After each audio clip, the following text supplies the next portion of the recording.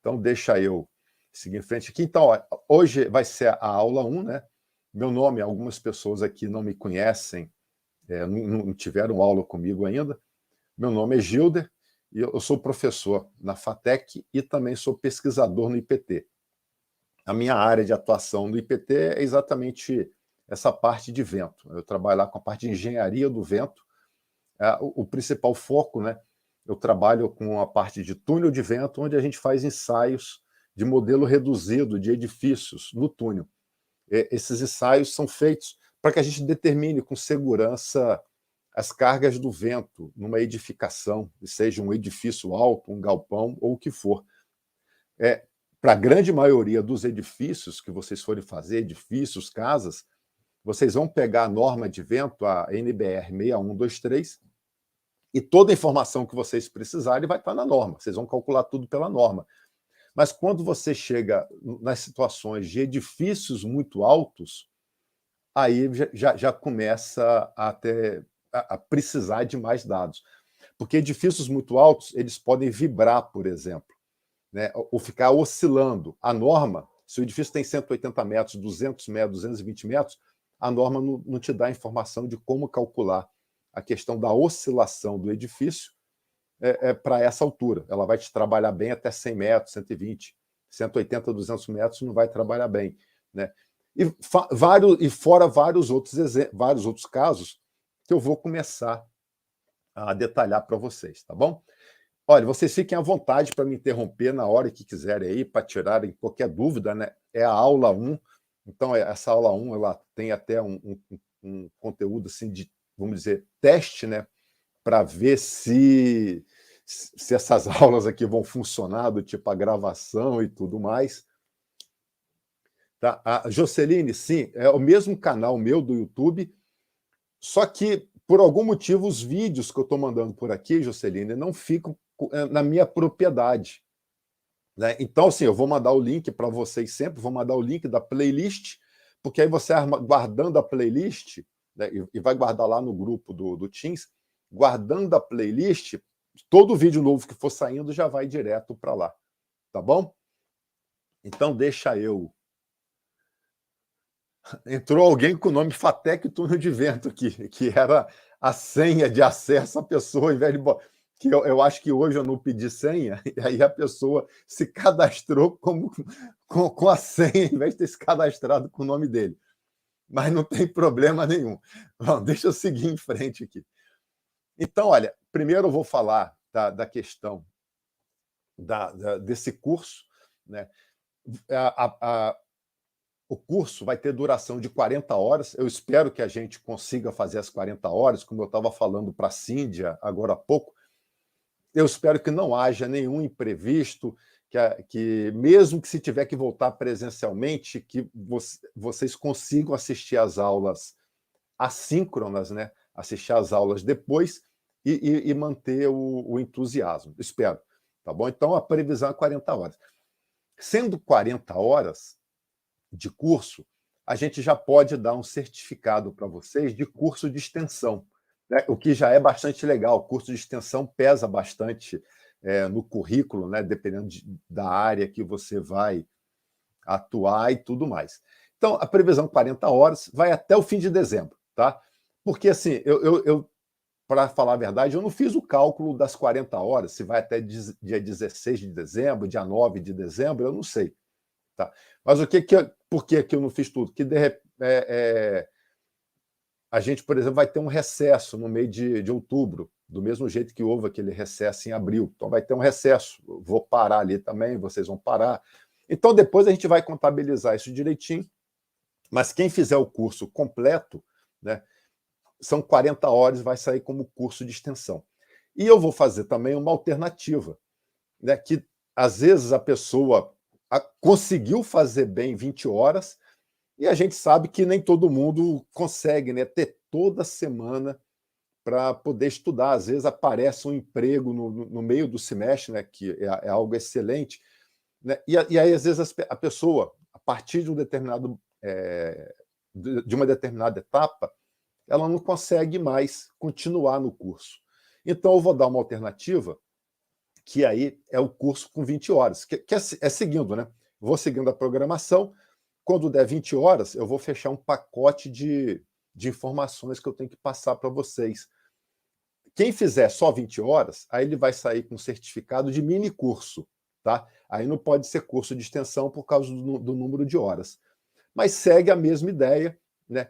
E a previsão desse de 20 horas é que ele encerre antes do recesso de outubro, tá bom? Então vocês, eu não quero que a pessoa fique aqui um tempão, de repente ela não consegue fazer o curso a partir de outubro por diversos motivos e perca, né?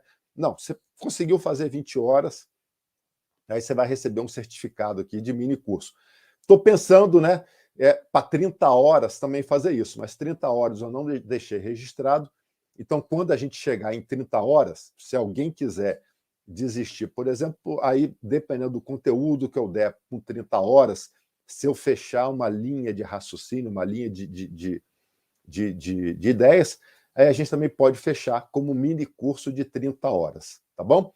Então, essa daqui é a ideia do curso, então vocês fiquem bem tranquilos, né, quanto ao que nós vamos fazer. A única coisa que não dá para a gente fazer é, por exemplo, a pessoa faz 20 horas agora, aí ano que vem, quando eu abrir, ele tenta entrar na hora 21, aí não vai dar. Até porque, para o ano que vem, eu já espero ter mudanças nesse curso, e as mudanças eu vou comentar com vocês, talvez hoje, né?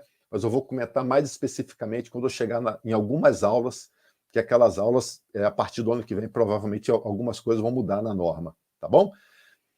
E o outro ponto aqui, como eu já também adiantei para o pessoal, o curso é online, né?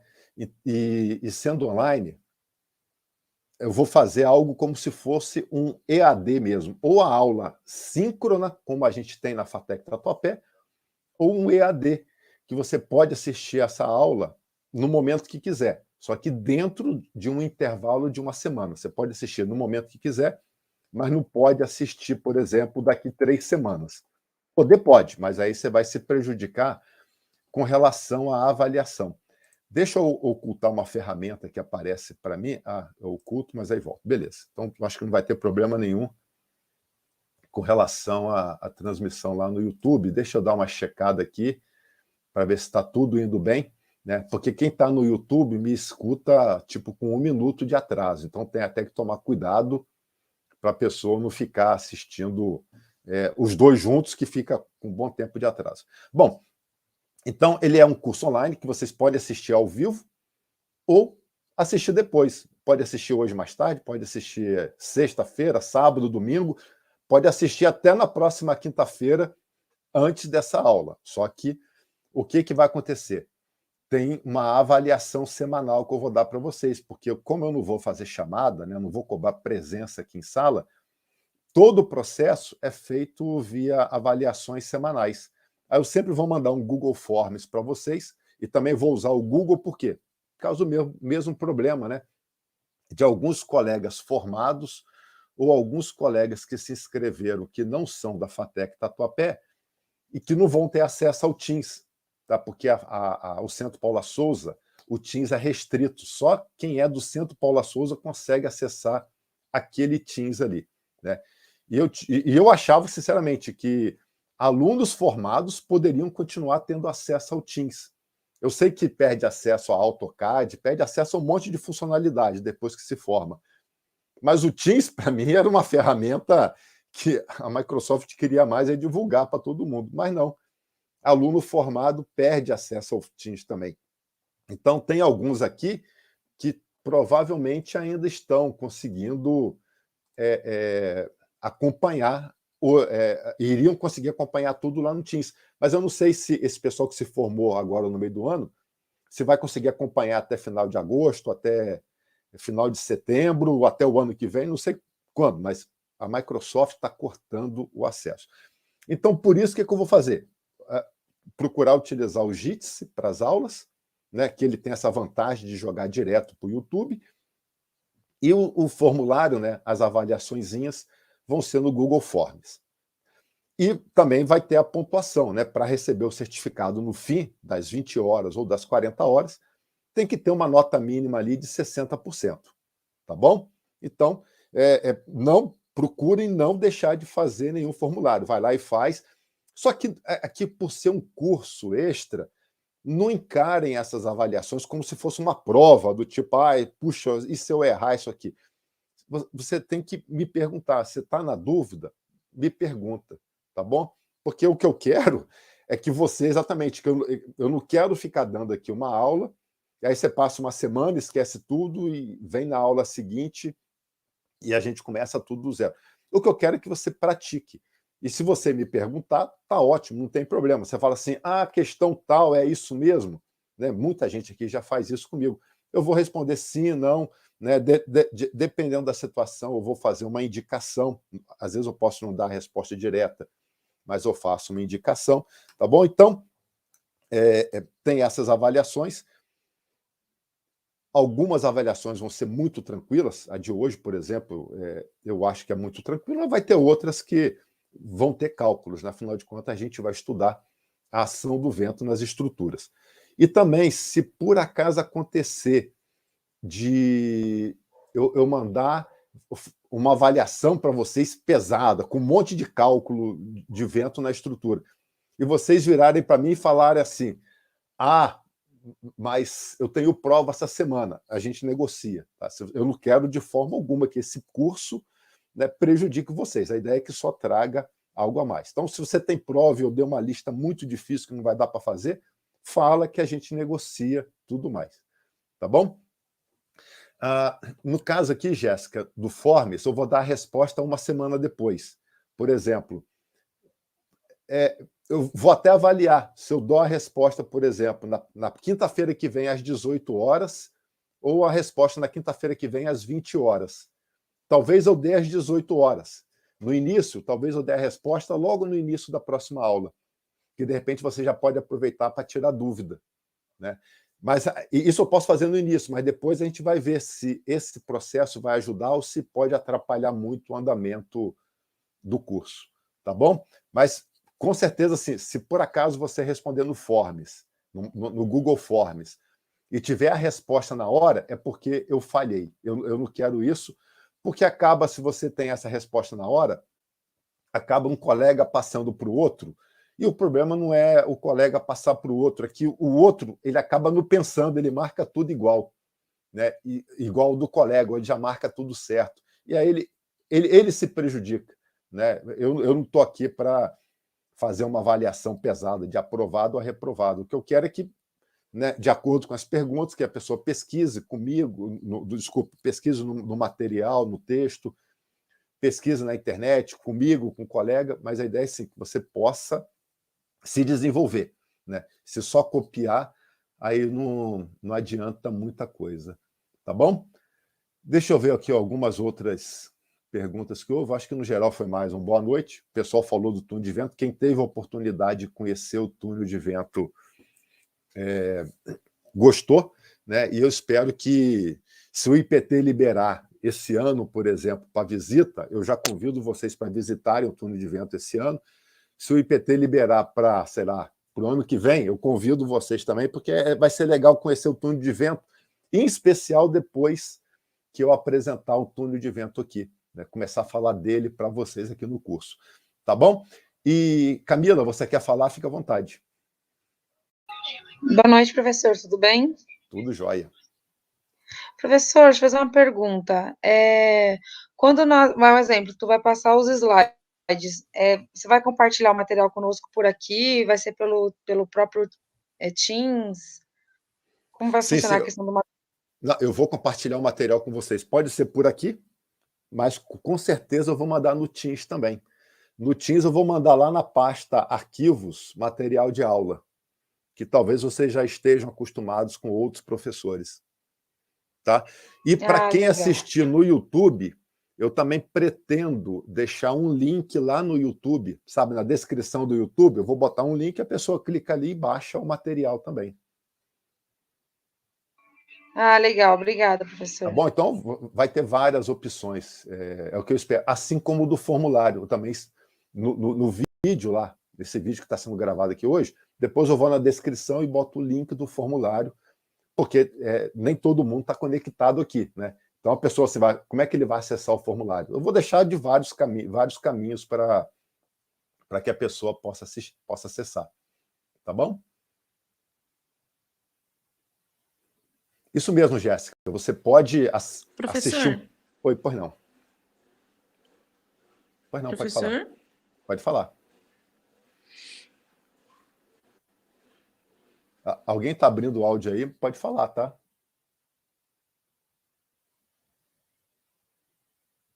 Então, deixa eu voltar aqui. Jéssica perguntou se, caso ela não consiga acompanhar a aula até o final, se pode acessar no YouTube. Com certeza, tá? As aulas são, né, como eu tinha marcado aqui, olha, você pode assistir ela de forma síncrona ou assíncrona. Então, síncrona, né? Vai ser a aula ao vivo, é uma possibilidade que você tem, ou assíncrona. E, em princípio, você pode acessar no YouTube depois. Aí você vai lá, assiste, né? Pode assistir, de repente você chegou 1 hora atrasado aqui. Chegar 1 hora atrasado, tem um problema que vai perder o conteúdo inicial. Mas pode assistir ao vivo para tirar as dúvidas aqui nessa 1 hora que chegou atrasado, né? E depois assiste a 1 hora inicial no YouTube. Ou pode, de repente, vai precisar sair mais cedo, vai precisar sair às 19, vai precisar sair às 19h20. Não tem problema. Se desconecta às 19h20 e termina de assistir lá no YouTube. Eu não pretendo, né, falar aqui 120 minutos sem parar. A minha ideia é que, por volta das 19h20, eu passe exercícios para vocês fazerem. Essa é a ideia, mas tudo depende muito do conteúdo, né? Tem conteúdo que a gente desenvolve mais, outros não, então varia bastante. Certo?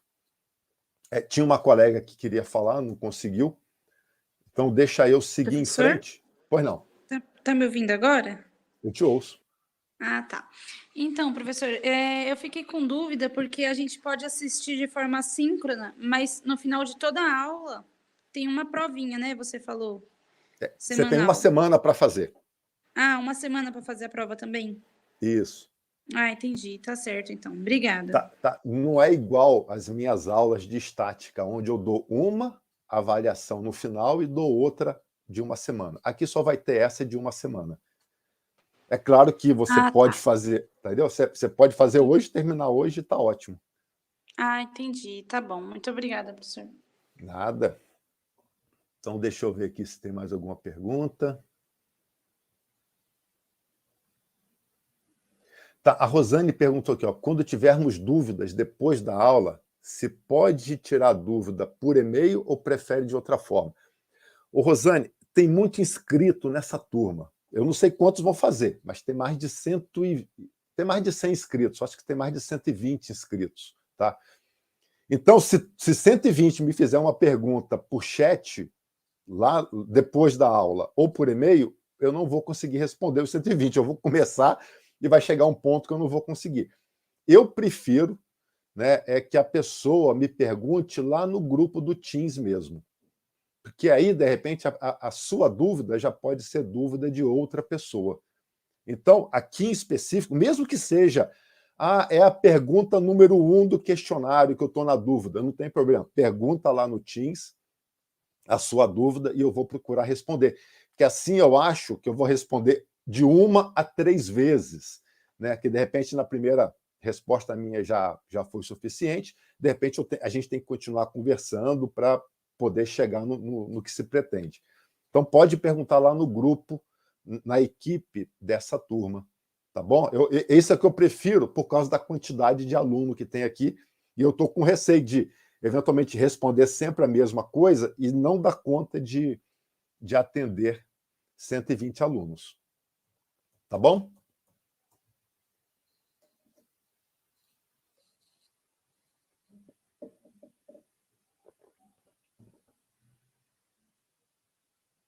Bom, eu vou seguir em frente.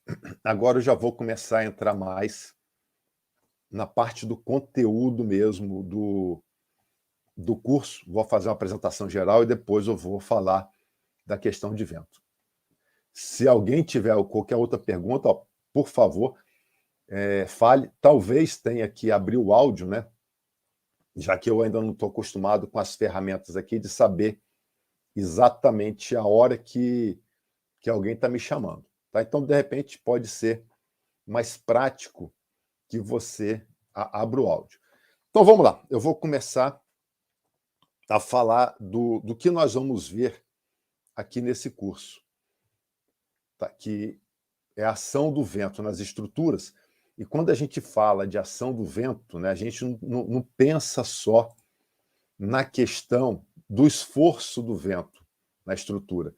A gente vê algo além. A gente vai ver a parte de ventilação, por exemplo, ventilação cruzada nos edifícios. Tá? Então, tem um monte de assunto envolvendo aqui. Então, deixa eu mostrar. A primeira coisa, né, a gente tem aqui. Essa curva que está aqui no início é um perfil de velocidades do vento, coisa que eu vou começar a explicar para vocês em detalhe na próxima aula, e como que você vai calcular isso aqui. Esse vento que ele interage, né, só para dar uma ideia básica, o vento tem a velocidade zero aqui embaixo e a velocidade vai aumentando com a altura. Qualquer pessoa que já soltou pipa ou que mora em edifício, né, percebe, você vai, cada vez que você vai soltando a pipa, né, dando linha para a pipa, ela vai ficando mais alta, você percebe que a força do vento aumenta, porque a velocidade do vento aumenta, tá bom? Mas, volto a dizer, isso aqui tudo eu vou detalhar depois. E essa interação do vento, né, com as estruturas tem o quê? Você vai ter, por exemplo, olha, uma parte ligada à dispersão de contaminantes. O vento interage, por exemplo, com a fumaça de indústria, fumaça de emissões veiculares. Hoje em dia, no caso de emissão veicular, felizmente, a situação é mais tranquila, que tem catalisadores no carro, tem um monte de requisito, né, que melhora bastante essa questão da emissão dos contaminantes. Né? Mas, por exemplo, alguns anos atrás, ônibus, por exemplo, aproveitando que tem algumas pessoas aqui de transporte, ônibus emitia muito contaminante para o ambiente. Então, o vento interage com esses contaminantes, e o que pode acontecer? Pode tanto interagir com a fumaça e dispersar ela bem, como pode ser que, dependendo da situação, da temperatura do dia, o vento atua na fumaça e traz ela para o nível das casas, dos pedestres. Aí isso vai trazer, por exemplo, pode trazer irritação nos olhos das pessoas, algum problema de alergia, problemas respiratórios. Então, uma das coisas que a gente estuda, né, e vamos ver até onde eu vou conseguir chegar com vocês, é dispersão de contaminantes. E quais estudos podem ser feitos, o que você pode fazer para melhorar essa dispersão. Tem uma outra também ligada a conforto de pedestres. Né? Aqui o desenho desse livro, ele procura dar um caso bem clássico, né, que a gente vê muito. Às vezes você tem, entre duas edificações, de repente tem um vento muito forte, e a pessoa sente ali um certo desconforto, tanto ela não consegue ficar muito tempo naquele local, como também, às vezes, ela é arrastada entre dois prédios. Mas não é só isso, né? Hoje em dia, o pessoal tem projetado edifícios muito altos. E a gente vai ver também em detalhe essas partes. Se o edifício é muito alto, o vento vai bater nele e desce com muita força. E, às vezes, você projetou um edifício alto, lá embaixo você fez uma piscina, fez uma área de lazer para os moradores, você cobra muito caro por cada apartamento, e se o vento bater forte, né, no edifício muito alto, descer muito forte, quem está na piscina, quem está ali na área de lazer, não consegue ficar naquele local. Né? É uma situação que fica bem desagradável. Então, um dos estudos também é ver essa questão. Como que você pode projetar um edifício ou obter soluções para um edifício para que a área de lazer não fique desconfortável. Né? Hoje em dia, o pessoal tem feito muito, né? A gente tem chegado muitos ensaios para a gente lá no IPT, no túnel de vento, com piscinas na cobertura. Então, ou melhor, é público, né? Público, quer dizer, para todos os moradores, mas está lá no terraço superior. E no terraço venta muito. Então, você tem que fazer esse estudo exatamente para ver quais as condições, né, que os moradores vão ter, se vai ficar agradável ou não como é que fala? A condição ali, você vai ter conforto. Também, na parte do vento, tem a ventilação interna nas residências, né? Arquiteto que trabalha muito com isso, mas a engenharia não pode deixar de pensar, que é a questão de ventilação cruzada, por exemplo. Como que você aproveita melhor a ventilação? O vento entra por uma janela, vai sair por onde, do outro lado? Como que você consegue promover bem essa ventilação? E, finalmente, né, outra parte que é até a mais requisitada, que são os esforços devido ao vento na estrutura. Então, aqui, de novo, mostrou o vento interagindo com esse edifício. Quando o vento interage com o edifício, o que ele faz? Primeiro, ele faz o edifício oscilar. Essa oscilação dele, como está mostrado aqui, pode ser grande ou pode ser pequena. E o engenheiro vai ter que projetar para que essa oscilação seja pequena, independente do edifício ter 200 metros de altura, 250, 300 ou 50 metros de altura. Essa oscilação não pode ser grande, porque o morador tem que ter um conforto. Se essa oscilação aqui for muito grande, o morador ele fica numa situação é como se ele estivesse num navio balançando muito, ele se sente enjoado. Então, existem requisitos mínimos, né, de qual tem que ser a oscilação máxima, em termos de aceleração e em termos de deslocamento, para que o morador não se sinta mal no edifício. Além, lógico, né, da questão estrutural também. Então, tem toda essa parte envolvendo estruturas, onde a gente faz os cálculos de força, de esforços, né, que é determinar os esforços por pavimento, momento na fundação, para dimensionar a fundação, e também o dimensionamento da caixilharia ou de revestimentos. Então, essa aqui é a ideia geral assim do curso, né, do que nós vamos ver nesse curso. O Edson não está vendo a imagem, aí eu quero ver se os outros estão vendo, porque pode ser que o Edson não esteja vendo por causa de questões ligadas à Tá normal qualidade aqui, da professor. transmissão. Normal. Está normal, né? Então, tá bom. O Edson, está normal, tá? Micael também falou que está tudo normal. E aí, existem, né, algumas estratégias de começar um curso, que é, por exemplo, começar botando medo, né? E esse semestre eu quase comecei com essa parte de botar medo, mas depois eu falei, não, deixa eu botar medo, né? Porque é muito comum o pessoal, às vezes, assim, pessoal do cotidiano, né? Pessoal que não faz engenharia civil nem nada, o pessoal despreza o vento, né? O pessoal chega e fala assim, tá na rua, tá um vento agradável, tá um vento um pouco forte, mas nunca imagina a velocidade que o vento pode chegar e como é que a gente projeta as edificações nesse caso, né? Que é para aguentar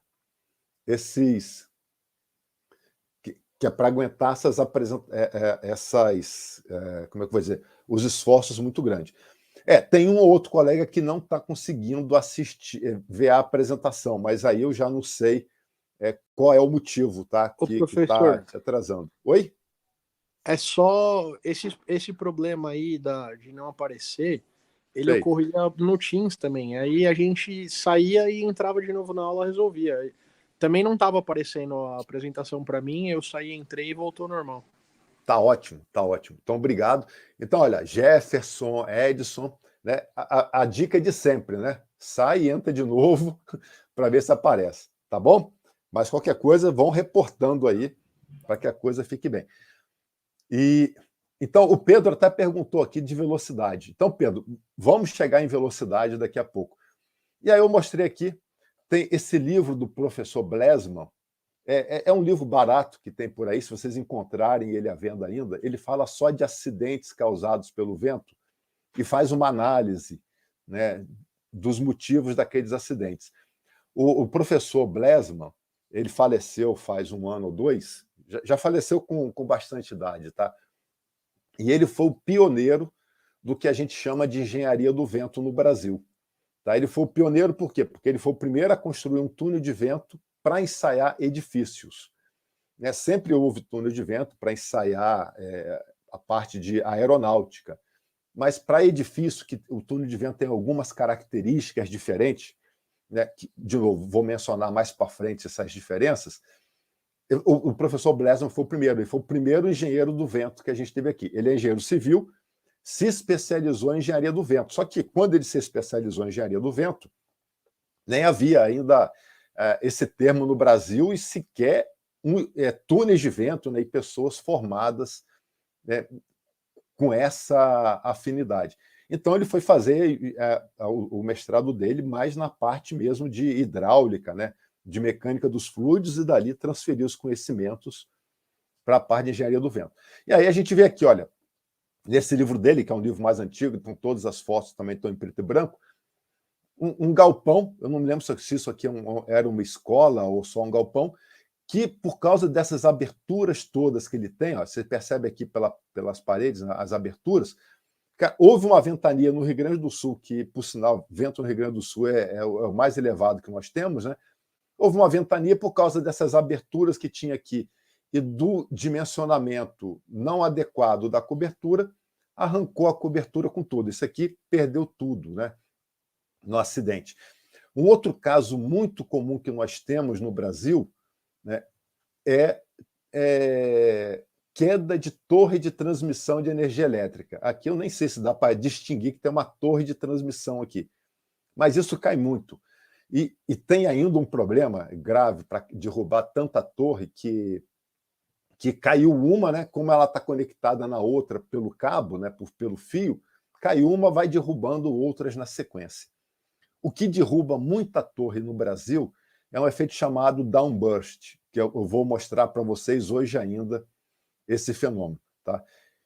Esse outro acidente aqui eu também gosto de mostrar porque eu acho ele bastante curioso, né, que foi uma ventania que deu no aeroporto de Carazinho, no Rio Grande do Sul, em 1994, e nessa ventania, olha, quebrou um avião, pegou um outro avião e jogou para cima de um galpão, por exemplo.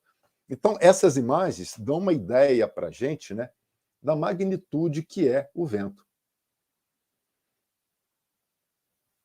Depois eu vou comentar ali sobre o que o Rafael falou.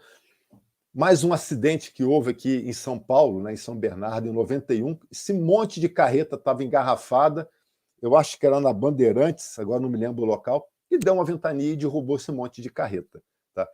Essa imagem é tão ruim que eu falei assim, não, deixa eu pegar uma específica de caminhão sofrendo a ação do vento e caindo. Então, eu vou mostrar um vídeo para vocês aqui, tem o link aqui embaixo, tá vendo? Deixa eu tirar aqui. E esse vídeo aqui foi dos Estados Unidos, mas tem vários casos no Brasil também. Você vê, era um terreno todo aberto, né, de todos os lados, caminhão muito alto, dá uma ventania, ó, levanta o caminhão e depois ele tomba. É um acidente muito comum. Né? Às vezes tem rodovia que tem até aviso que se estiver ventando forte, para ou você reduzir muito sua velocidade ou nem atravessar. Esse aqui, porque junta duas coisas, né? O vento vindo na transversal, o vento cruzando a rua, mais o caminhão indo veloz para frente, e daí vem o acidente e já era. Tá? Postos de combustível é o que mais cai por aí, né? Porque essas coberturas, elas têm, o pessoal dimensiona abaixo do que seria o cálculo estrutural para dar o dimensionamento correto. O pessoal dimensiona abaixo, todo mundo faz isso, né?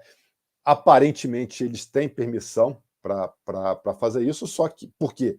Senão faria um posto de combustível com uma cobertura muito parruda, um gasto muito elevado.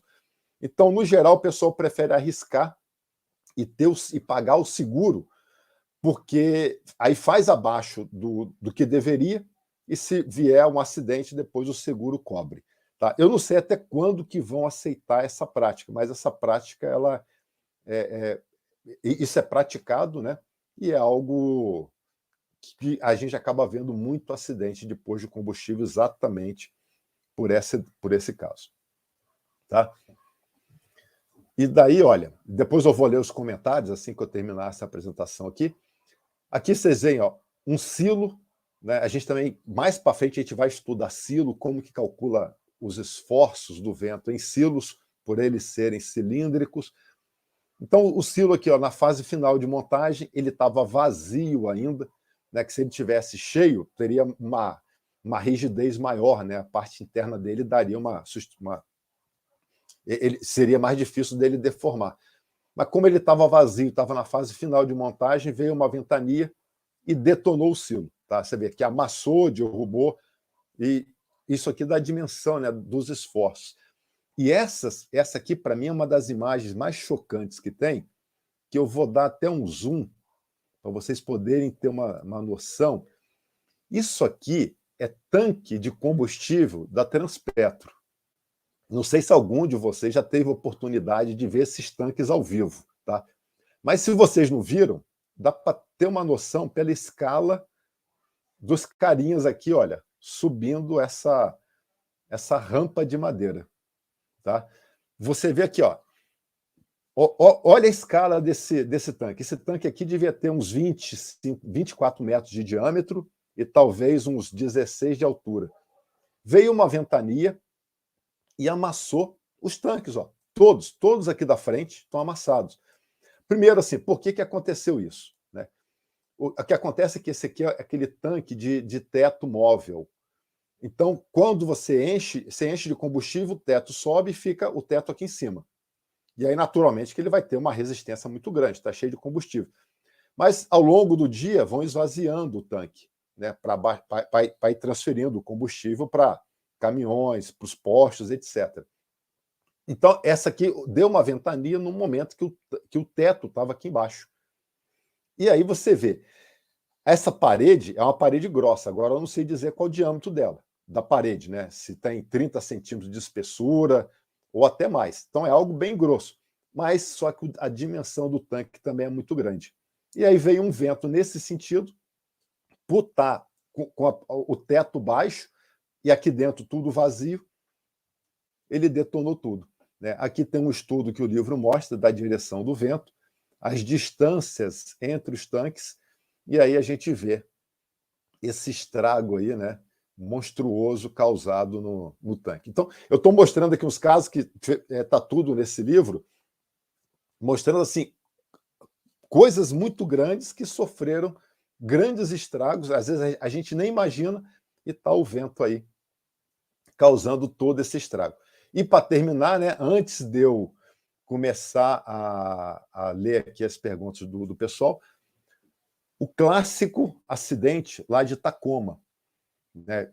Provavelmente vocês já viram esse vídeo, pode ser que eu pegue um ou outro aqui que ainda não viu esse vídeo de Tacoma, porque é um acidente muito clássico, né, que todo mundo mostra. Aqui, essa ponte ela foi inaugurada dia 1º de julho de 1940. Em 7 de novembro do mesmo ano, ela foi à ruína, devido à ação do vento. Então, vocês verem quanto tempo essa ponte durou. Julho, né? Agosto, setembro, outubro, novembro. Ela durou 4 meses só, depois da inauguração dela. Era uma ponte que já desde da inauguração ela tinha uns probleminhas com alguns amortecedores. Agora, por que aconteceu isso nessa ponte também? Ela era uma ponte muito fina e com vão livre. A distância dessa torre até a torre lá de trás tem cerca de 1.000 metros. Então, ela era muito fina e o vão livre muito grande. E os engenheiros que dimensionaram ela na época, dimensionaram como se seguindo os padrões de pontes com vãos menores, vão de 100 metros, por exemplo, com tabuleiros mais espessos. E aí eles não consideraram um fenômeno que era muito conhecido da aeronáutica, mas que nunca tinha ocorrido na civil, né? E que acabou ocorrendo aqui, que é um fenômeno chamado drapejamento, e isso aí já fica, vou falar para vocês também, mas já mais para o final do curso. Tá? Então a ponte, olha, eu não sei se dá para vocês perceberem, mas ela já está dando uma oscilada aqui dá para ver. Essa ponte, desde a inauguração dela, ela sempre oscilou um pouco. Ela sempre deu uma oscilada, desde a inauguração. Né? Ela ganhou até o apelido de Gert Galopante, né? esse apelido em inglês. Só que em novembro, 7 de novembro de 1940, não teve jeito. Veio um vento muito forte na faixa de 55, 60 km por hora, e esse vento começou às 7h30 da manhã e foi até às 11h30. E aí a ponte não aguentou. Foi muito tempo de vento forte e ela foi à ruína. Tá? Então, o que eu estou mostrando aqui na sequência é depois do problema que fizeram o modelo dela em túnel de vento para entender exatamente o que tinha ocorrido e, a partir daí, felizmente, né, as outras pontes ousadas como essa, as outras pontes passaram a ter passaram a ser estudadas em túnel de vento e projetadas para evitar esse tipo de torção que vocês estão vendo, né, essa torção aí, que é o que a gente chama de drapejamento, tá bom? E, felizmente, não houve nenhuma morte, porque quando o vento começou, né, às 7h da manhã, deu tempo de todo mundo sair da ponte e a situação ficou tranquila. Mas só que mais ou menos, né, se vocês souberem da história toda, acabou morrendo um cachorro nesse acidente. Eu não sei a história do como que isso ocorreu, mas o dono do carro, ele saiu do carro e deixou o cachorro dentro. Né? E, tipo, deu desespero, talvez no desespero, não sei nem se ele sabia que o cachorro estava lá ou não, mas eu só sei que a pessoa saiu do carro, deixou o cachorro trancado dentro do carro, e aí o cachorro ele acabou, né, caindo aí. Então foi a única perda que teve, né? Infelizmente houve uma. E juro assim, eu ainda não encontrei, também não parei para ler a fundo, por que a pessoa. Será que foi o desespero, né, que levou a pessoa a uma situação dessa? Bom, pessoal, eu falei um monte, né, dos acidentes. Antes de eu entrar no próximo tópico, agora eu vou ler aqui. Tem mais um ainda. Espera aí, que tem mais um que eu vou mostrar para vocês antes de eu começar a ler as perguntas que vocês têm aqui. O outro acidente, isso aqui também, tudo isso, né, eu vou mostrar depois em detalhes. Eu não quero ficar mostrando acidente, quero mostrar o que acontece, como que calcula, né?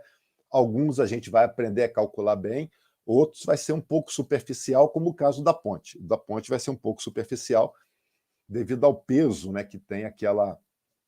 o peso, assim, é muito conhecimento de dinâmica das estruturas, então a gente não vai entrar tão a fundo.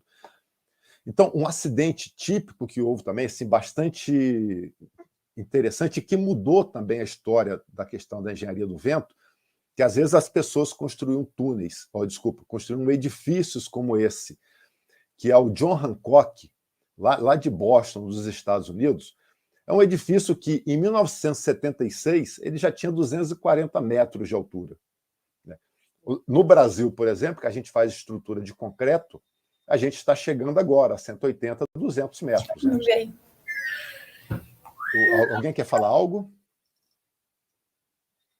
Não? Então tá bom. E nos Estados Unidos, como as estruturas lá são metálicas, o pessoal na década de 70 já construía edifícios com 240 metros, tem edifício com 480 metros de altura, 470, alguma coisa assim. Então você vê, construir um edifício dessa altura, e só que sem passar por teste em túnel de vento. Então, existem alguns casos, como de Tacoma, de edifício assim, que a gente acaba chamando de um acidente didático, que aí o pessoal vê que tem coisa que não dá para ficar só fazendo os cálculos simplificados, precisa ou de melhorar muito as normas, de dar mais detalhe na norma, né? A nossa norma, que é muito boa, ela dá muito detalhe, ou então levar para túnel de vento, dependendo da situação. Esse John Hancock, o que acontecia? Ele é um edifício todo em pele de vidro. Eu já vi que tem uma participante aqui do grupo, que escreveu no chat, que adora a pele de vidro, né? Então, assim, ele é todo em pele de vidro e esse edifício ele torcia com a ação do vento. Então, deixa eu mostrar mais imagens aqui. Eu vou mostrar esse edifício. Esse aqui não é o John Hancock, esse aqui foi um que nós fizemos no IPT. Tá? Vocês vão ver, ele oscila, e nessa oscilação você percebe que ele dá uma torcida.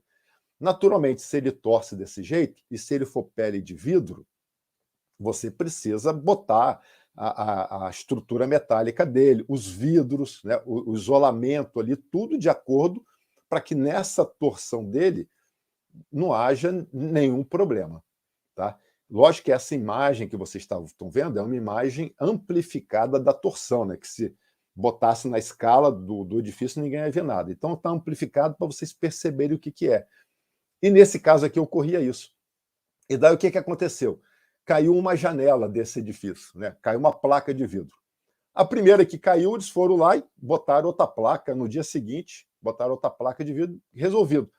Passou uma semana, caiu mais uma, duas, e aí eles começaram a ver que ficar trocando o vidro não era a solução. Me lembrou até aqueles vidros da USP, né, que quebram o tempo todo. O pessoal hoje em dia já deixa o buraco lá. Então, o que o pessoal do John Hancock fez? Começou a cair muita placa, eles começaram a colocar tapume no lugar da janela. Tá vendo? Olha, isso tudo aqui é tapume. Tudo é compensado que está aqui, preenchendo. Essa imagem, eu botei 2 imagens, porque eu acho que esse lado aqui é esse daqui. E você percebe nessa região que já tem muito mais tapume do que aqui, olha. Eu acho que é essa região aqui. Ou seja, iam passando as semanas, iam caindo placas de vidro, e eles iam botando tapume para poder... Né, porque se botasse vidro ia cair de novo, né? E aí esse edifício, depois de construído, ele teve que ir para túnel de vento para o pessoal ver exatamente essa questão da vibração dele, dessa torção que ele tem aqui, aliado à questão de sucção do vento nos vidros, que aí é um outro ponto. Esse edifício teve 2 problemas juntos, né? Que era a torção unida à sucção do vidro, que nas quinas a sucção é maior. E vocês podem perceber que a maior quantidade de tapume que tem está exatamente nas quinas. Olha aqui as 2 quinas. E aí ele teve que ir para túnel de vento para ver bem a questão da sucção, ver essa questão da torção, e aí dimensionarem corretamente a estrutura metálica dele. Eu não sei detalhes, eu sei que trocaram a estrutura metálica, e além das janelas de vidro, né? Só que eu não sei se trocaram toda a estrutura metálica dele inteiro, ou se trocaram das regiões mais graves, tipo as quinas. Tá bom? Então, isso aqui eu gosto de dar esses exemplos para poder dar uma ilustrada melhor, né, do que a gente vai conversar. E agora sim eu vou começar a ler as perguntas que vocês estão fazendo aqui, ou os comentários já feitos. E quem quiser abrir o áudio para falar, fique à vontade, tá? Porque eu já falei sem parar aqui, só que nem a Nancy, falando sem parar. Então vamos lá.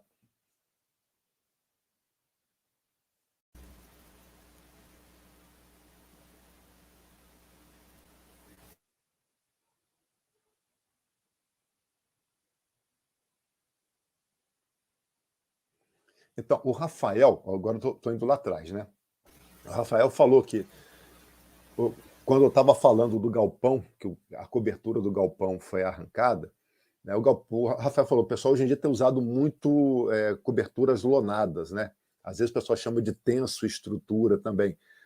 E aí fala que pelo fato, talvez o pessoal ache que a estrutura ser mais leve, etc., não precisa de considerar o vento. Precisa sim. Toda estrutura precisa considerar o vento. Inclusive, havia uma norma antiga, eu não sei se era a NB01, que, inclusive com o nome antigo, que houve um problema de interpretação da NB01. Muita gente interpretou ela. A NB01 já é uma norma de construção, tá? Não é uma norma de ação do vento. A norma de ação do vento é a NBR 6123. E aí, nessa NB01, o pessoal interpretou como se um edifício de até 3 pavimentos não precisasse dimensionar para vento. Foi uma interpretação incorreta do que estava escrito. E muita gente fez edifícios baixos sem dimensionar para vento. A mesma coisa aqui no caso da cobertura. Tudo precisa dimensionar para vento, tudo. Tá? Às vezes, você faz o cálculo e você vai ver que o que você dimensionou para o peso, né, para a força vertical, já vai compensar o vento, que é o horizontal. Beleza, mas precisa fazer o cálculo.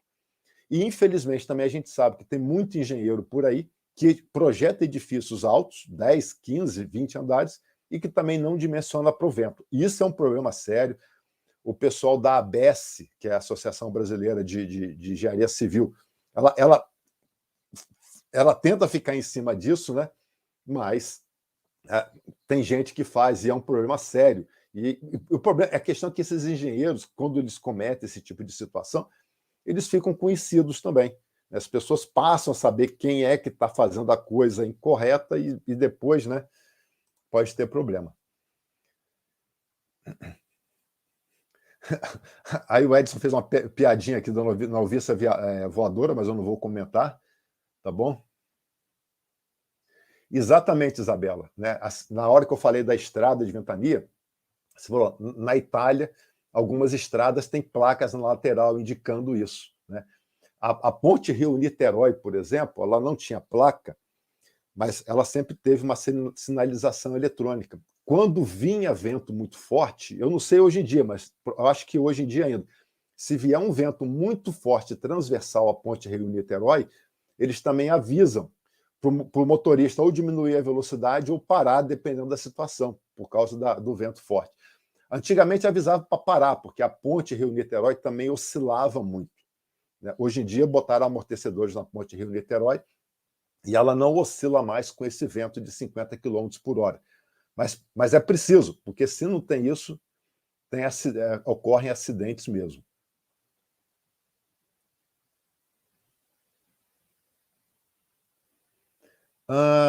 O Joyce, a sua pergunta, aí você vai precisar me mandar uma foto ou algum colega. A Maria respondeu aqui.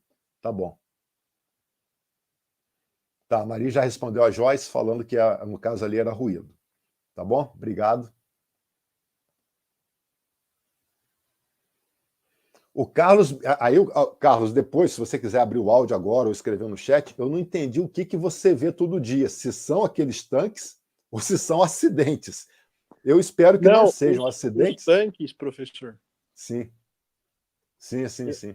Então, você vê... Eu já vi acidente, mas não do tanque, assim. Era uma manutenção que estava sendo realizada no tanque, e aí um guindaste estava carregando uma chapa de costado do tanque, da lateral, e bateu um vento. Acho que o pessoal não conseguiu virar a chapa, porque você coloca as cordas guias lá, e aí tombou o guindaste, caiu, bateu num cara lá, não teve óbito, mas machucou bastante o rapaz. Né? Tá. Bom, então assim, ainda bem que não houve óbito, né? Mas... e você tinha falado das chapas, elas não são muito grossas não, professor, é de 5/8 geralmente. Não, a chapa é 5/8, mas a parede deve ter uns 20 centímetros, não? De espessura. Mas qual parede você diz? Eu digo a parede do tanque. Não, a parede é uma chapa. Acho que será que a gente está falando da mesma coisa? O que você está falando tem o teto móvel também ou não? Independente de teto fixo ou teto flutuante, é uma chapa.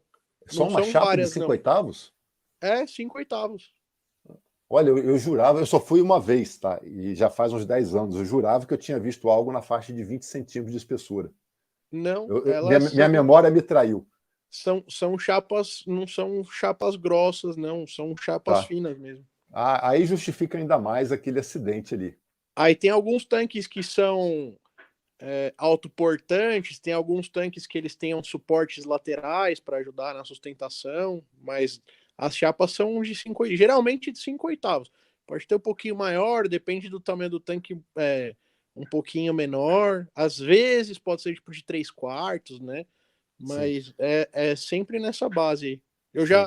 Eu fiz uma reforma de um tanque lá na Bahia que ele tinha uns 50 metros de diâmetro e acho que uns 30 metros de altura com teto flutuante, eram essas mesmas chapas. Mas aí eles tinham uns reforços na lateral. Tá, entendi. Tá ótimo. Deixa eu seguir aqui em frente. O Antônio Ruilan, eu não me lembro, o Antônio, se realmente pronuncia Ruilan, eu acho que é isso mesmo, falou aqui da questão de como que é feito o ensaio em túnel de vento. Eu também vou mostrar em detalhes para vocês, mas o ensaio em túnel de vento, existem duas formas de fazer ensaio em túnel de vento. Uma delas é fazer um modelo rígido, pode ser em qualquer material, a gente usa muito placa de MDF ou placa de PVC para fazer a maquete do edifício, e instrumenta com tomadas de pressão. Aí a gente, a partir dessa medição das pressões nesses edifícios, no túnel de vento, a gente pega os dados, a gente tem que primeiro saber fazer o ensaio em túnel de vento, que não pode ser para qualquer velocidade nem para qualquer vento.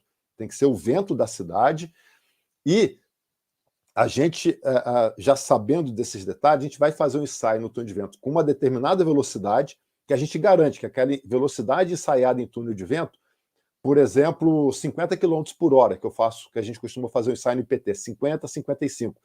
A gente tem que garantir que os dados obtidos ali, a gente consegue transformar para os dados de um vento real de uma cidade, para a escala real também daquele edifício. Aí, muitas vezes, esse ensaio que a gente faz a 55 km por hora, a gente vai transformar ele para um vento, por exemplo, de 120 km por hora, dependendo da cidade, e para a escala do edifício, tá bom? Posso detalhar tudo isso para você quando chegar a parte lá de túnel de vento. Então, existe esse ensaio. Nesse ensaio, a gente determina essa vibração, como eu mostrei aqui desse edifício, além dos esforços em todos os pavimentos, da distribuição de pressão na caixilharia, a gente determina tudo isso. Existe um outro estudo que a gente usa muito em ponte, que a gente chama de ensaio aeroelástico, e que pode ser feito em edifício também, mas aí tem que ser edifícios. Hoje em dia a gente procura fazer isso quando é edifício tipo de 500 metros de altura ou mais. Tá? Então, a gente do IPT nunca fez, porque não tem edifício dessa altura no Brasil, que chama de ensaio aeroelástico. Não sei se algum de vocês já ouviu falar da parte de aeroelasticidade. Quando a gente faz um ensaio aeroelástico, aí o material do modelo tem que reproduzir as mesmas características do modelo real. Tá? Mas, de novo, então, eu falei aqui por alto, mas na medida que a gente for avançando o curso e chegar nesses pontos, eu entro em mais detalhe. Tá bom? A Joceline, ela tem uma dúvida que eu acho que deveria ser a dúvida geral mesmo. Eu mesmo não consigo explicar direito um ponto que tem aqui. Deixa eu ver se é essa parte. Não. Eu não sei se saiu a apresentação de vocês aí, que eu cliquei sem querer. Vai sair a apresentação, desculpa. Eu sem querer cliquei no botão e tirei a apresentação. Deixa eu carregar de novo aqui a apresentação e torcer para botar a apresentação correta. Então, eu acho que é essa. Deixa eu ver se... Vocês só me deem um retorno aí para ver se vocês estão vendo a apresentação inteira ou se ficou um quadradinho pequenininho, tá bom? Só preciso saber disso para não ter dúvida do que está ocorrendo. Mas eu acho que vocês estão com a apresentação inteira. Então, deixa agora eu tentar voltar, porque eu queria mostrar aqui. Acho que é esse. Beleza. Que a pergunta da Joceline foi sobre esse acidente aqui, eu acho, que, pelo menos pelo comentário dela, eu entendo que aqui, que tem tanta abertura que você, em princípio, entenderia o quê? Que o vento iria passar direto por tudo, sem causar maiores problemas na cobertura. Só que aqui junta dois fatores, né? Eu vou tentar rabiscar para poder exemplificar. Pensa que a cobertura aqui, olha, eu vou tentar ir ligando umas coberturas de um lado para o outro aqui. Pensa que isso tudo aqui é a cobertura que ainda existe, tá bom? O que acontece, por exemplo, numa situação dessa? Vou fazer uma linha para cá, para tentar fechar a cobertura.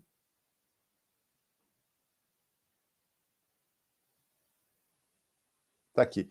Se o vento vem dessa direção aqui, ele tem tanta fresta que ele vai entrar. Quando ele entra, o que acontece? Ele começa a fazer pressão para cima. Não sei se vocês vão conseguir imaginar aqui o vento entrando e fazendo pressão para cima na cobertura. Só que esse vento entrou. O outro vento que vai passar por cima, quando ele passa aqui por cima, o que acontece é que ele funciona tipo uma asa de avião. Quando ele passa por cima, a velocidade aqui aumenta e a pressão diminui. Então, a própria cobertura também vai ter uma resultante de uma força ou de uma pressão para cima. Então, o vento passou por cima, ele está puxando isso aqui para o alto. Esse vento que entrou também está empurrando aqui para o alto. Aí, quando você junta os dois, a força de baixo empurrando para cima e a força de cima também puxando para cima, a cobertura acaba sendo arrancada. Mas esse daqui, né, é um acidente que deve ter sido um vento muito forte para ter arrancado. Mas o motivo, se eu me lembro bem da análise, foi esse caso aqui que ocorreu. A pressão interna empurrando a cobertura para cima, pressão interna que está embaixo, né? E a pressão externa também puxando a cobertura para cima. E daí trouxe esse acidente. Tá bom? Deixa eu ver o que mais que tem aqui.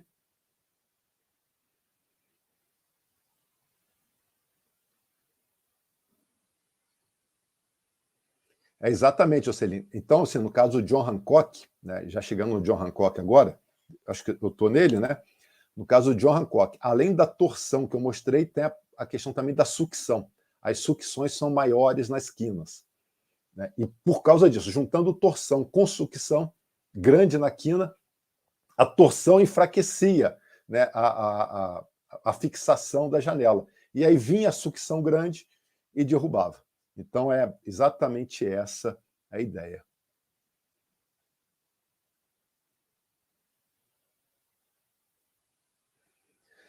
A Samantha perguntou aqui sobre a questão de muros, né? O muro também está lá na norma de vento. Mas o muro, normalmente, o pessoal dimensiona para o vento, ainda hoje, tá? Não sei se vai mudar isso na norma, na versão que vai sair ano que vem. Ainda dimensiona o muro um pouco abaixo do que você obtém por cálculo, tá bom? Mas lá na norma tá detalhando também como que calcula as cargas do vento em muro. Só que o que acontece muito com o muro que permite com que o pessoal, às vezes, dimensione ele abaixo do normal, abaixo do cálculo? Que quando você faz um muro, normalmente você está fazendo entre um monte de casas. Então você tem uma casa, um muro, uma casa, um muro, ele está bem protegido. Como ele está tão protegido e ele é baixo, muitas vezes o pessoal dimensiona abaixo do que foi calculado.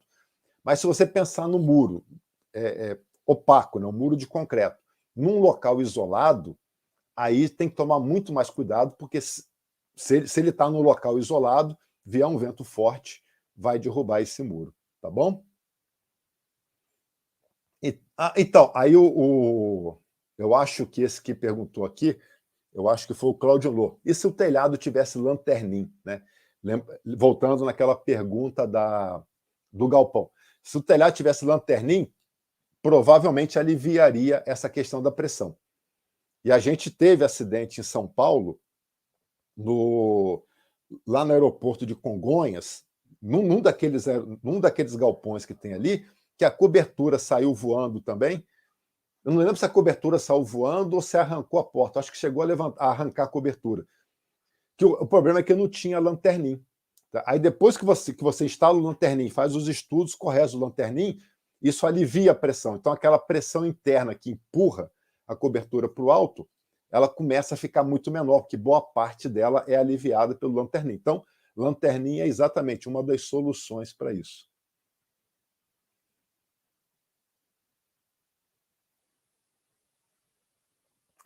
Então, Silvia, sobre a questão do monotrilho, eu não sei te dizer se houve estudo, tá? Mas toda vez que eu dou esse curso, alguém me pergunta algo relacionado exatamente a trem, e trem, monotrilho, ou o que for, né? E quando bota veículo em movimento, a norma brasileira de vento, ela pensa mais em edifícios, né? E eu conheço melhor ela. Essa parte aí, eu sempre prometo para o pessoal que eu vou ver mais a fundo a questão de você ter um trem se movendo numa direção com uma velocidade, o vento perpendicular a ele, como que você vê todo esse estudo, que é um cálculo bem mais complexo. Como, de novo, estão me cobrando isso, eu vou procurar, dessa vez, me informar um pouco mais para poder trazer essa informação para vocês. Tá bom? Então, eu acho que eu respondi tudo aqui. A hora já está avançando, mas eu vou seguir com minha apresentação normal, mesmo para quem eventualmente precisar dar uma saída, tá bom? Só deixa eu pegar aqui uma água para eu beber, né? Eu já, como falei, estou falando demais hoje. Estou doido para chegar na parte de exercício, que aí eu deixo vocês fazendo, mas por enquanto eu que estou falando. E essas perguntas eu estou procurando responder todas, né, até onde eu consigo responder, né? Se algum colega puder responder melhor que eu, fique à vontade. Assim como O Carlos complementou as informações lá do tanque, assim como a Maria respondeu a questão do muro lá do metrô. Quem puder complementar, por favor, fique ótimo. Faça as perguntas, que eu prefiro, né, responder mais perguntas do que ficar falando um monte de coisa e cansar vocês, tá?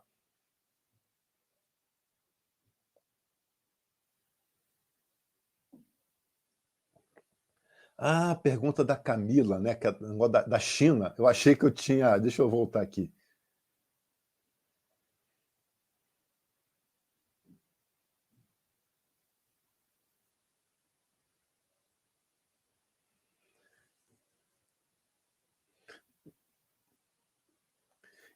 Camila, eu vou ter que fazer o seguinte: essa ponte flutuante que você está me dizendo, eu não vou nem arriscar a responder agora, tá?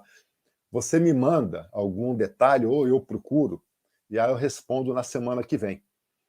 Né? Porque quando você começou a fazer a pergunta, eu até pensei num videozinho de uma ponte pêncil, que essa semana deu uma viralizada, uma ponte pequenininha de madeira que estava oscilando com o vento. Quando eu comecei a ler a tua pergunta, eu pensei que era isso, mas agora eu terminei de ler e vi que você está falando de outras coisas. Então eu quero, inclusive, ver essa questão dos cabos submersos que você citou, tá bom? Para eu poder te responder isso melhor. Tá? Mas eu procuro trazer essa resposta na próxima aula para você. E me manda me cobra lá no chat do Teams, que aí fica mais tranquilo de eu responder. Tá bom? Então, vamos seguir em frente, que agora sim eu quero falar do vento, quero falar de tornado, quero falar de ciclone, essas coisas assim. Que era, né, exatamente a ideia da gente começar a conhecer um pouco a questão do vento. Não vou entrar a fundo também, porque eu não sou meteorologista, então eu não entendo muitos detalhes de toda a questão de formação de vento e de alguns pontos assim. Mas o que eu vou fazer aqui? Eu vou abrir um site para mostrar para vocês. É um site que está indicado aqui. Ele é bastante interessante, que ele vai dando o comportamento do vento, velocidade do vento em tempo real. Então, ele é um site, né, que a gente pode utilizar mais como uma base de meteorologia, para entender melhor alguns eventos. Então, espera aí. Acho que ele abriu. E abrindo aqui, eu vou trocar de tela. Maravilha. Então, eu vou trocar de tela agora aqui para a gente poder ver esse outro. Quem tiver que sair, tá ótimo, tá bom? Como eu falei, eu pretendia terminar mais cedo, né? Eu pretendia ter falado tudo que eu queria até 19h20. Mas as perguntas foram muito boas, a gente vai seguindo em frente. Depois vocês assistam o que está gravado, tá legal? Então, deixa eu compartilhar aqui para a outra tela com vocês.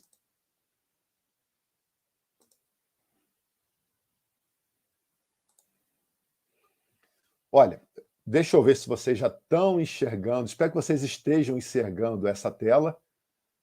Ok, estão enxergando. Vocês estão vendo esse movimento que tem aqui de umas flechinhas? E eu posso ir dando zoom aqui, né? Tá vendo?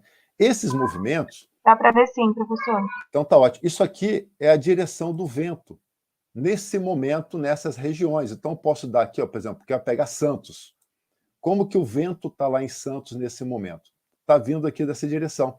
Eu posso ir aumentando o zoom, tá vendo? Vendo melhor essas flechinhas, vejo a direção que está vindo. Então aqui está vindo um vento mais ou menos de sudeste, né, atingindo aqui a região. E estou tirando o zoom para poder ver melhor. Vamos poder ver agora, de uma forma melhor, o comportamento aqui em toda a região. Então, o que eu quero que perceba, basicamente, de movimento aqui? Que nesse intervalo, daqui para baixo, né, o vento está vindo, fazendo, olha, um movimento para cá. Ele está fazendo assim, olha, nesse trecho. Enquanto que aqui em cima ele está fazendo desse jeito assim. Essa aqui é uma tendência, está vendo desse lado? Mesmo movimento que tem para os Estados Unidos. E aqui também estaria mais ou menos igual ali atrás, só que tem outros eventos ocorrendo nesse trecho. Tá bom? Esses movimentos aqui, isso aqui é o vento. Agora, por que que a gente tem... por que ocorre desse jeito? Eu vou falar de uma forma um pouco superficial, né? Vou falar aqui de uma forma um pouco superficial. Deixa eu trocar de tela aqui de novo.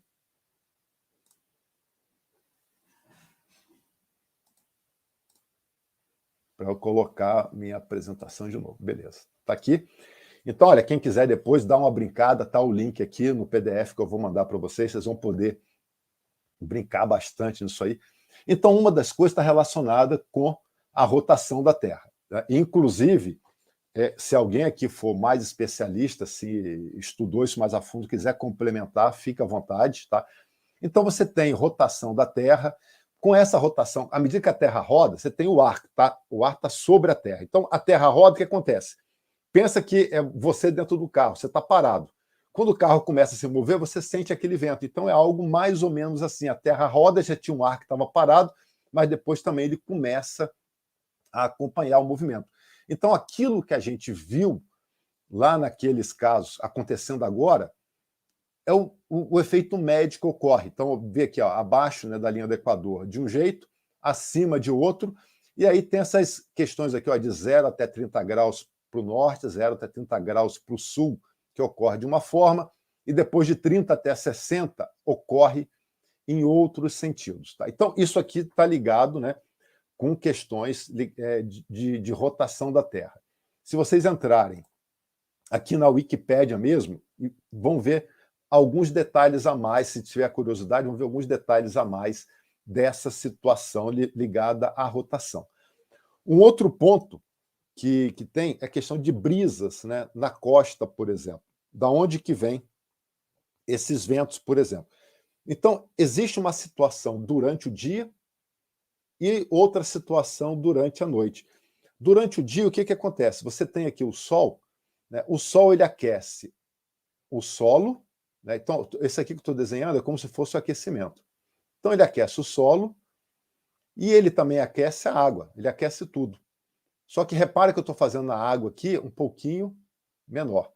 Por que na água eu estou fazendo esse desenho um pouquinho menor? Porque a água ela vai aquecer mais devagar do que o solo, né? Tem as propriedades físicas, né, de coeficiente térmico deles. Então, a água aquece mais devagar. Isso o que acontece? Se a água aquecer mais devagar, então, vamos supor, aqui fica, nessa região, vamos dizer, 20 graus, e aqui já está 30 graus. Quando você tem essas regiões mais quentes, a densidade do ar fica menor onde está mais quente. E a densidade do ar é maior onde está mais frio. E isso já faz com que, naturalmente, né, as estruturas se movam, o ar, né, se mova do local de maior densidade por menos denso. Você também pode pensar isso aqui em questão de pressão. A pressão aqui, aí, se alguém se lembrar quando eu falava de barragem, por exemplo, nas aulas, pressão de água é sempre mais, a pressão é maior, mais para o fundo. Aqui é a mesma ideia, a pressão do ar é maior onde? Mais para baixo. Só que aqui, pela fato da temperatura estar menor, a pressão é maior nesse trecho do que nesse outro, porque aqui a temperatura está maior, então a pressão aqui é menor. Ou seja, vai aparecer um movimento de ar. Aqui a pressão é X, o ar de cima está pressionando o de baixo, só que aqui a pressão é menorzinha. Olha, vou desenhar uma flecha menor. Vou desenhar assim, ó, pressão e pressão. Por causa dessa temperatura mais elevada, a pressão aqui é menor. E por todas essas explicações que eu dei, seja de diferença de pressão ou de diferença de temperatura, o ar, então, ele começa a ser empurrado desse que tem maior densidade para esse outro que está com maior densidade. Então, tipicamente, né, o vento que vem da costa, durante o processo, começa a amanhecer e vai avançando o dia, ele vem do mar em direção à Terra. Tá? Então, essa é uma primeira ideia, né, do movimento devido a essa variação de pressão ou variação de densidades. E ocorre o contrário à noite. À noite, né, aí já não tem mais o sol, a água, pela mesma propriedade térmica dela, ela demora mais para poder esfriar. Então, assim como no caso anterior, ela demorou mais para esquentar, aí chegou no fim da tarde ela já está quente. Só que ela vai demorar mais para esfriar agora. Enquanto que o solo aqui, ele vai esfriar muito rápido. Então, desenhei, né, essas coisinhas ao contrário. Agora, onde que está a menor densidade? A menor densidade está aqui. Onde que está a menor pressão? A menor pressão está aqui. Ó. Então, vou desenhar pressãozinha aqui, vou desenhar uma pressãozona desse lado. Com isso, o que acontece? Você tem mais pressão de um lado, menos do outro, ou tem maior densidade de um lado do que do outro, aí você acaba fazendo com que a estrutura, né, o ar daqui se mova para o lado de cá. E aí, esse é o movimento à noite. Então, é típico, né?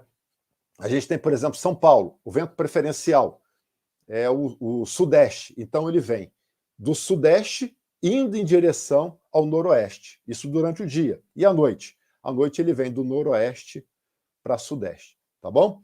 Então, essa é uma das características, né, do porquê que forma o vento, né, que é um movimento de ar. Deixa eu ver se tem alguma outra questão aqui. Por enquanto, nada. De novo, se alguém quiser complementar, fique bem à vontade, tá bom? Opa, estou com imagem repetida, então depois eu vou apagar essa imagem repetida. Um outro detalhe ainda com relação ao vento é algo que a gente chama de perfil de velocidade e camada limite. No caso aqui do perfil de velocidade do vento, né, isso aqui eu já vou começar a detalhar na próxima aula, tá bom?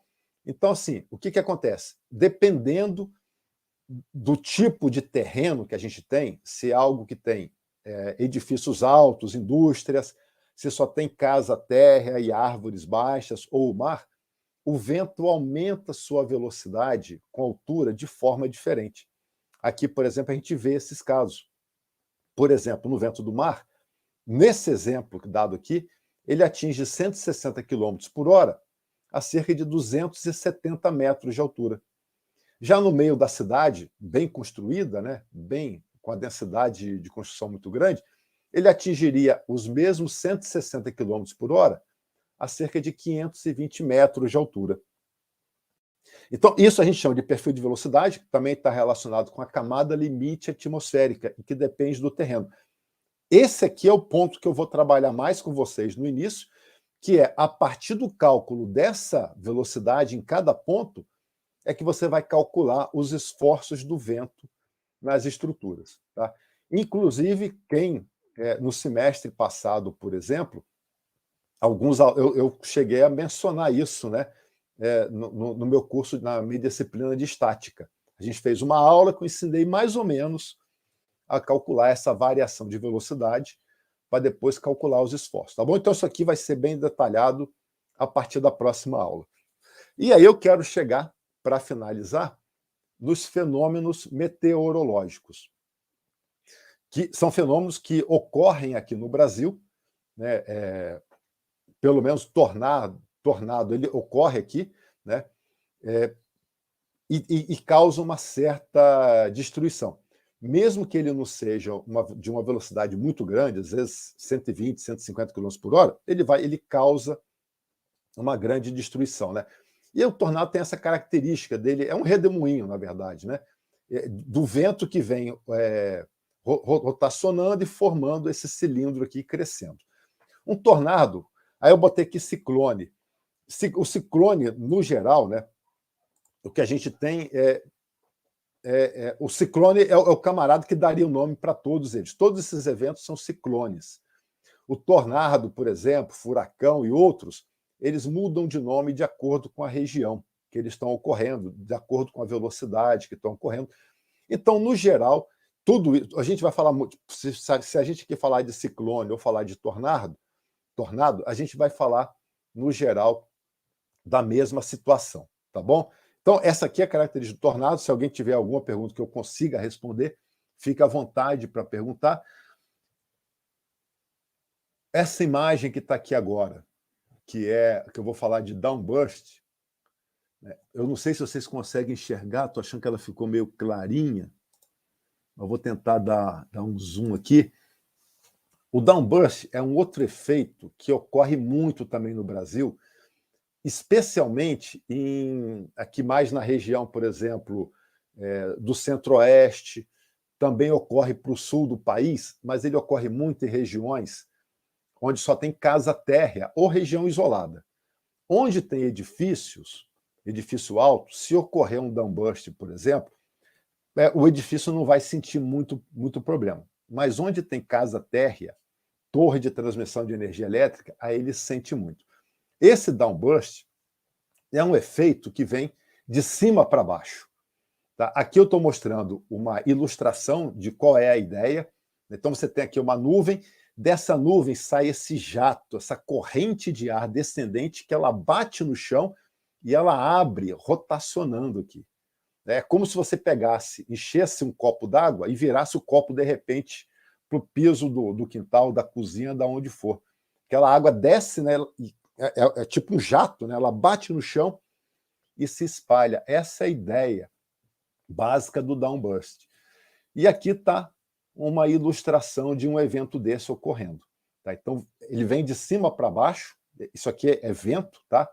Só que tem esse nome de downburst, então ele bate e aqui embaixo, olha, ele dá essa rodada. Deixa eu tentar dar uma desenhada aqui dele batendo, aí ele se desloca para cá e vai fazer algo mais ou menos nesse sentido assim. E o downburst causa muito estrago, como eu falei, na região de casas, porque a grande parte dos estragos que ele causa é nesse trecho aqui. Ó. Esse trecho que eu vou mostrar aqui é o de maior velocidade. Vou anotar aqui. Tá? Então, esse trecho é de maior velocidade. E quando ele bate, se você tem casas aqui, casas térreas, sobrados, né, nessa região aqui, ó, desse de maior velocidade, aí ele sai detonando tudo, seja desse lado ou do outro, né? Então, é um evento muito perigoso, especialmente para torres de transmissão e para casas térreas ou sobrados. É claro, se tivesse um edifício aqui não sentiria tanto, porque, olha, se eu botasse um edifício, o edifício é bem alto. Então, vai pegar um vento, que de repente o vento é forte aqui embaixo, mas não chega a causar problema. Pode quebrar a janela, tá? Mas não vai causar um problema estrutural. Mas agora em casa ele destelha, pode derrubar a parede da casa e tudo mais. Então, downburst é um evento muito forte e que acaba trazendo alguns problemas para a gente, tá bom? E eu coloquei aqui nesse canto uma explicação do clima-tempo, eu peguei na internet, que ele dá uma explicação geral do que é o tornado, né, que eu já falei, e o mais interessante que ele traz aqui é que ele faz uma comparação também de quem é downburst, que eu expliquei mais ou menos agora, microexplosão e microburst, que tem essas três definições. O downburst é o cara que vai bater no solo e a base dele aqui é bem larga, né? E ele faz aquele sistema. O downburst, como eu mostrei na imagem exterior, a gente tem algo muito largo aqui embaixo, tá bom? Então, essa corrente vem por toda a base. A microexplosão já tem o quê? A corrente de ar ela já é mais concentrada, a área é menor. Então, o pessoal de meteorologia diferencia um do outro. Downburst, quando é mais, ocupa toda a base da nuvem, e como que ele vai abrir embaixo. Microexplosão ocupa uma região menor da nuvem, tá bom? E tem ainda o que eles chamam de microburst aqui no Brasil. Tá? Eu não sei se em outro país também tem essa definição de microburst. Tá? No geral, tá? Quando a gente vai conversar com o pessoal só fala de downburst, seja pessoal de engenharia, não de meteorologia, tá bom? Então, normalmente, o pessoal só chama tudo de downburst. Mas aqui no Brasil, eles diferenciaram os três, não sei se em outros países também. Aí o microburst, o que é? É o downburst, né? Só que essa área que ele atinge aqui embaixo não passa de 4 quilômetros. Se for menor do que 4 quilômetros, é microburst. E talvez vocês, se vocês se lembrarem de reportagem faz uns 4 anos, o pessoal começou a falar de microexplosão, na verdade, que ocorreu na região de Campinas. Por quê? Por causa dessa questão, dessa concentração. Na época, eu só conhecia o termo downburst, eu não estava entendendo de onde que vinha a microexplosão. Mas aí depois que eu vi que aqui no Brasil separa, né, as classificações. Tá bom? Então, deixa eu ver se tem alguma... o que causaria o downburst? Beleza. O que causa o downburst está explicado mais ou menos aqui, olha. Você vê que você tem a base da nuvem, e aí, aqui embaixo, tem o ar seco nessa região, abaixo da nuvem. Então, é algum efeito meteorológico que ocorre e você começa a ter um ar muito seco abaixo da nuvem. E esse ar seco, olha, aí ele evapora, a nuvem torna-se mais fria, né? Então, o ar seco, ao evaporar da nuvem, se torna mais frio e desce. Ele desce verticalmente, causando downburst. Eu não sei se eu consegui te explicar muito bem, mas a ideia é só essa questão de formar esse ar seco aqui embaixo, abaixo da nuvem, ele esfriar e aí descer com tudo, né? Como um vento. Em vez dele descer, por exemplo, com chuva, que é o que a gente acaba vendo muito aí, ele desce como um vento muito forte.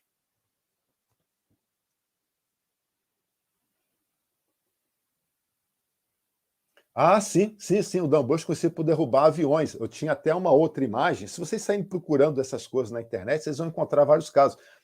Uma imagem que eu já até usei em outro trabalho é exatamente o desenho de um downburst em pista de pouso e decolagem de avião, que causa um monte de problema. Ele é perigosíssimo, porque primeiro ele acontece assim, você não está nem esperando. E ele vai destruir tudo que está na região de baixo, né? Na região mais baixa, por exemplo, daquele terreno. Como você pode ver aqui, olha, ele está chamando esse cara de microburst porque atingiu 4 quilômetros de diâmetro. Então você imagina o downburst quanto que pega, né? 4 quilômetros já é um estrago muito grande. Imagine quantas casas você pega aí, botou lá interior de Goiás, tudo uma cidadezinha com casa térrea, vem um downburst. Se for um microburst, 4 quilômetros de casa vai embora. Se for um downburst, algo maior do que 4 quilômetros. Então, é um estrago bem grande, tá bom? Aí, para terminar, eu vou falar aqui da escala Beaufort. Eu acho que pronuncia Beaufort, eu nunca me lembro exatamente como que pronuncia, eu tenho que pegar um colega meu que sabe direitinho para eventualmente tirar a dúvida aqui. Essa escala, lógico que eu não vou ler toda a tabela para vocês, mas ela está tem perguntas sobre ela no questionário que eu vou mandar, né, na avaliação de hoje. A ideia básica dela é a seguinte: o Beaufort precisou fazer algo que pudesse orientar a navegação de navios, né, para orientar barcos, para ver se o pessoal poderia sair para pescar ou botar um navio no mar. Essa é uma das explicações que eu tenho, tá? Do porquê que ela foi feita. Porque a escala Beaufort foi feita em função de fenômenos observáveis, do tipo, a pessoa precisa sair no barco. Tem condição para ela sair, né? Ela vai ter um problema, uma tempestade que pode causar algum problema para ela ou não. Então, fez essa escala em função assim, de algo que é observável, como, por exemplo, se a pessoa visse uma fumaça subindo na vertical de uma casinha ou algo assim. Beleza. A classificação daquele vento é o calmo. É um vento que tem uma velocidade menor do que 1 km por hora, tá? Menor do que 0,3 metros por segundo. Então está bem tranquilo para ele poder fazer as coisas dele. Aí uma outra situação, se a fumaça já está um pouquinho inclinada, só um pouquinho, não é muito, ela está um pouquinho inclinada, então já tem um vento mais forte, que ele chamou aqui de corrente leve. Aí o vento está de 1 a 5 km por hora, por exemplo. Ele também, então, em função das coisas que ele observava lá do porto, né, ele conseguia tomar as decisões se ele poderia sair ou não, né, sair para pescar ou sair para navegar, o que fosse. Hoje em dia, essa escala ela serve para a gente como parâmetro, para a gente saber, por exemplo, qual velocidade pode causar um acidente de queda de árvore, qual velocidade pode causar um acidente de destelhar uma residência, por exemplo, tá bom? Então ele vai dando todas essas classificações de vento, de calmo até furacão. Furacão, olha, maior do que 118 quilômetros por hora. E o que o furacão causa? Destruição e devastação significativa, tá? Então depois vocês vão ler essa tabela ninguém precisa decorar, né? Você fala assim, eu preciso ver qual é o vento típico que derruba uma árvore, ou qual é o vento típico que quebra o galho de uma árvore. Ó, quebrar o galho está aqui, tá vendo? Então é chamado de ventania. Então um vento na faixa de 60 km por hora já pode começar a quebrar galho. E derrubar uma árvore, árvores são arrancadas e tem danos consideráveis nas casas. Já um vento chegando aqui a 90 km por hora. Tá certo? Então essa tabela é muito útil para a gente entender, né? E para você também se prevenir. E eu, por exemplo, uso isso aqui em alguns trabalhos que eu tenho feito exatamente com árvore, que de repente a meteorologia fala assim, no sábado vai dar um vento de 120 km por hora. Você já tem que preparar a população de um bairro que vai ter aquela ventania, porque que pode acontecer. Casa destelhar, árvore cair, né? Daqui 2 dias vai dar um vento de 40 km por hora. Tranquilo. Você só vai ver os galhinhos da árvore vibrando. Então, essa tabela é muito legal, né? Você ouviu lá de um fenômeno da meteorologia dizendo que vai dar um vento mais forte, você chega aqui e consulta para ver quais danos podem ocorrer, né? Ou se está tranquilo em função daquele vento. Tá? Então, eu botei aqui a tabela que eu peguei na internet. Eu não cito fonte, porque, primeiro, essa tabela aqui é bem genérica, né? Já existem há muitos, eu não sei quantas dezenas de anos ou séculos. Essa imagem aqui eu deveria ter citado a referência, mas eu peguei no Google sem ver o site que estava. Eu copiei quando o Google mostra só a imagem para a gente. Então, eu acabei não citando da onde vêm essas imagens. E eu repeti aqui a própria escala Beaufort, sem texto dessa vez, mas, de novo, né, se você reparar aqui, olha, ela vai de 0 até 12. Então, aqui também, ó. Essa aqui não está com 0, essa aqui começou com 1. Né? 1, 2, 3, 4, indo até 12. E ele também fez um desenho de uma casinha com uma árvore, com uma bandeira, dizendo para cada etapa daquela, 1. Aí você volta lá na tabela de trás e vê o que é o 1, calmaria e tal, né? Então, 1, 2, 3, o que pode ocorrer? E a velocidade do vento aqui também está em metros por segundo. Então, depois é só converter para quilômetros por hora, se te facilitar a entender, né? Multiplica por 3,6 e você vai saber isso em quilômetros por hora. E aí você vê o que está ocorrendo. Olha, você pega aqui, ó, já começou a ter algum dano nessa casa, no nível 7, por exemplo. Aí você vai lá atrás e vê o que é o 7. Se é ventania forte, o que é. O 8, olha, mais danos, já rasgou a bandeira. E o furacão, que é o último, destruição total de tudo. Né? Isso aqui já destruiu, mas ele ainda botou como se tivesse algo, né, no caminho. Mas aqui não sobrou mais nada. Tá bom, pessoal? Então, com isso eu vou parar por aqui. Então, eu já vou parar por aqui a apresentação. Eu acho que eu falei tudo que eu queria. Só vou, então, me botar o último slide para já desejar uma boa noite para vocês.